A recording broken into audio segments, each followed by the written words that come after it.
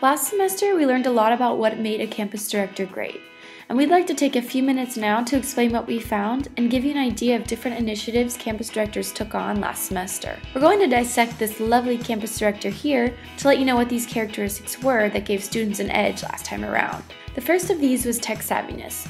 Successful campus directors were on the site daily, sharing their own actions and giving feedback to others. Now this may have only been 15 minutes a day, but it showed commitment and a passion for the cause. They also shared on average 4 times more photos than less engaged campus directors, which led to 4.7 times more photos at their schools. What's important here is that we found a positive correlation between school photos shared and challenge success. But digital reach goes beyond the site too. Successful campus directors posted challenge details and reminders to Facebook on average 2 times per week at least. And they used personal email as well as email on the site to outreach on average 2 times a week as well. Moving on, successful campus directors were very coordinated because they had a lot going on. They belonged to an average of 3+ student groups, and those groups were in varying interests, which made it easier to engage all sorts of people to get them involved. These overachievers spent over 4 hours a week on their duties, and we noticed that the most plugged-in campus directors were voted into their positions.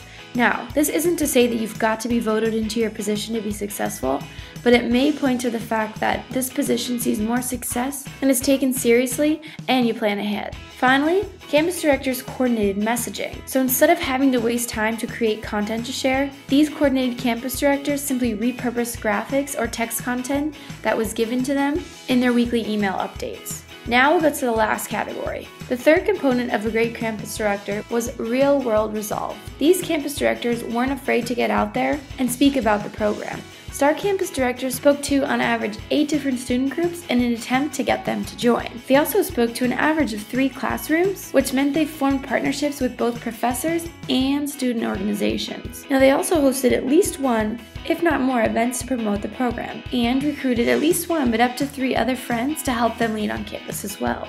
Now, let's get to some case studies of things that worked for other campus directors last semester. Elizabeth of Penn State partnered with the Beaver Stadium Zero Waste Initiative, which gave all her small steppers the opportunity to volunteer at football games. Elizabeth was also able to secure a feature article about small steps in the Daily Collegian. At North Carolina, Ting Ting coordinated a No Excuses November challenge between 8 different student groups on campus. This challenge grew UNC's membership by over 100% and brought them from 25th place into 8th place. Next, we'll move to Marywood.